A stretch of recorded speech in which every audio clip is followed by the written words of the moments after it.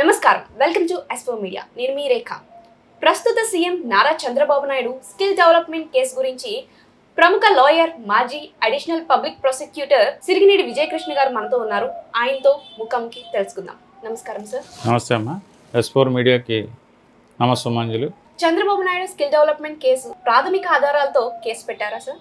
జనరల్గా దర్యాప్తు సంస్థ ఏ కేసు అయినా రిజిస్టర్ చేసిన తర్వాత ముందు ప్రాథమిక ఆధారాలని సేకరించి కోర్టుకి రిమాండ్ పెట్టే ముందు ఏ వ్యక్తినైనా సరే ఆ రిమాండ్ పెట్టడానికి గల కారణాలని, వారి దగ్గర ఉన్నటువంటి ప్రాథమిక ఆధారాలని కోర్టుకి సమర్పించడం జరుగుతుంది.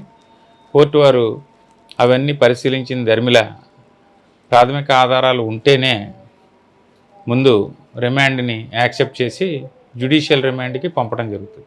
ఈ కేసు అనేది ఏదైతే ఉందో ఇది కోర్టులో నిలబడుతుందంటారా? దర్యాప్తు సంస్థ పూర్తి అయిన తర్వాత దర్యాప్తు దీంట్లో ఛార్జ్ షీట్ అని పెడతారు. అందుకనే ఆ ఛార్జ్ షీట్లో ప్రాథమిక ఆధారాలుగా ఉన్న వాటిని సంబంధించి లోతుగా దర్యాప్తు చేసి చంద్రబాబు నాయుడు గారి పాత్ర స్కిల్ డెవలప్మెంట్లో ఉందా లేదా, ఒకవేళ ఉంటే ఆయన పాత్ర ఏ విధంగా ఉంది, దానికి సంబంధించినటువంటి వ్రాతపూర్వకమైన నోట్ ఫైల్స్ ఏమైనా ఉన్నాయా, ఉంటే దాంట్లో ప్రభుత్వ సొమ్ము దుర్వినియోగం అయ్యిందా లేదా, చంద్రబాబు నాయుడు గారు ఇందులో ఏమైనా నేరం చేశారా లేదా అని నిర్ధారణకు వచ్చిన తర్వాత పూర్తి స్థాయిలో దర్యాప్తు చేసి కోర్టులో ఛార్జ్ షీట్ పెట్టడం జరుగుతుంది.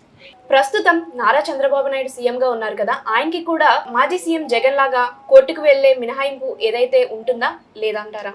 చట్ట ప్రకారం ఇది మాజీ సీఎం ప్లస్ ప్రస్తుత సీఎం అని కాకుండా ప్రతి పౌరుడికి కూడా కోర్టుకి ఎందుకు హాజరవ్వలేకపోతున్నాం అన్నది సహేతుకమైన కారణాలు చూపించి వారి న్యాయవాది ద్వారా 317 సిఆర్పిసి కింద మనం పిటిషన్ పెట్టుకుంటే ముద్దాయి కోర్టుకి హాజరవ్వనప్పటికీ కూడా కోర్టు వారు అతనికి అవకాశం ఇచ్చి అతను పిటిషన్ అలౌ చేసి ఆ రోజు అతను రాకపోయినప్పటికీ కూడా మరుసటి వాయిదాకి రమ్మని చెప్పి విశేషాధికారాల్లో కోర్టు పిటిషన్ అలౌ చేసి అవకాశం కల్పిస్తుంది. ప్రతి చంద్రబాబు నాయుడు ముఖ్యమంత్రి అనే కాదు, జగన్ గారు ముఖ్యమంత్రి అనే కాదు, ప్రతివారు ముద్దాయి ఎవరైనా సరే హాజరు మినహాయింపు కోరచ్చు. నారా చంద్రబాబు నాయుడు ఈ స్కిల్ డెవలప్మెంట్ కేసుని హైకోర్టులో ఛాలెంజ్ చేసే అవకాశం ఉందంటారా? హైకోర్టులో ప్రస్తుతం ఎఫ్ఐఆర్ స్టేజ్లో ఉండగా, దర్యాప్తు స్టేజ్లో ఉండగా ఈ కేసుని ఛాలెంజ్ చేసినప్పటికీ కూడా ప్రస్తుతం ఉన్నటువంటి తీర్పుల ప్రకారం దర్యాప్తు పూర్తి అవ్వకుండా ఆ ఎఫ్ఐఆర్ స్టేజ్లో 482 సిఆర్పిసి కింద హైకోర్టు దాన్ని రద్దుపరిచే అవకాశాలు లేవు ఎక్కువ శాతం. ఎందుకంటే సబ్స్టాన్షియల్గా ఏదైనా పాయింట్ ఉంటే తప్ప ఎఫ్ఐఆర్ స్టేజ్లో 482 కింద హైకోర్టు విశేషాధికారాలను ఉపయోగించదు.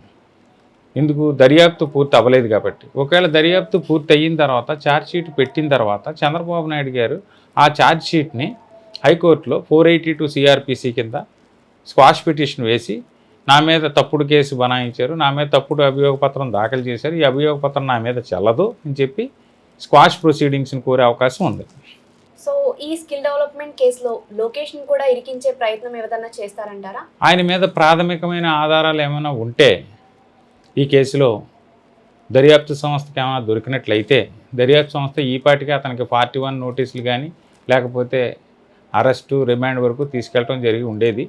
అంచేత మరి దర్యాప్తు సంస్థ ముందుకు వెళ్ళట్లేదు కాబట్టి ఈ కేసుతోటి నారా లోకేష్ బాబు గారికి ఏ విధమైన సంబంధం ఉండకపోవచ్చని ప్రజల భావన. ఎందుకంటే ఆ కేసు ఫైలు వివరాలు మనం చూడలేదు కాబట్టి, పేపర్ న్యూస్ని బట్టి అందరూ ప్రజలు భావిస్తున్నారు కాబట్టి ఆ కేసులో దర్యాప్తు పూర్తవకుండా ఎవరికి కూడా ఆ విషయాలు ఇతరులకు వెల్లడించకూడదు కాబట్టి కోర్టులో ఉన్న విషయాలని మనం మీడియా పరంగా ప్రజలకే తప్పుదారిని పట్టించే విధంగా మనం మాట్లాడకూడదు కాబట్టి మనకు తెలియదు ఆ విషయం.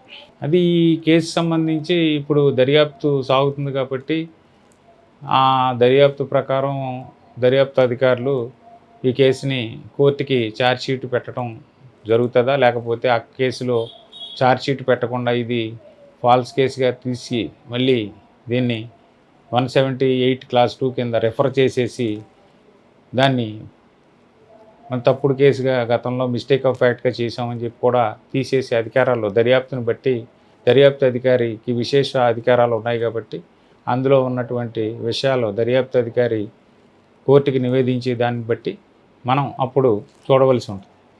థ్యాంక్ యూ సార్, చాలా వాల్యుబుల్ ఇన్ఫర్మేషన్ షేర్ చేశారు. మరొక అంశంతో మళ్ళీ కలుద్దాం, అంతవరకు సెలవు.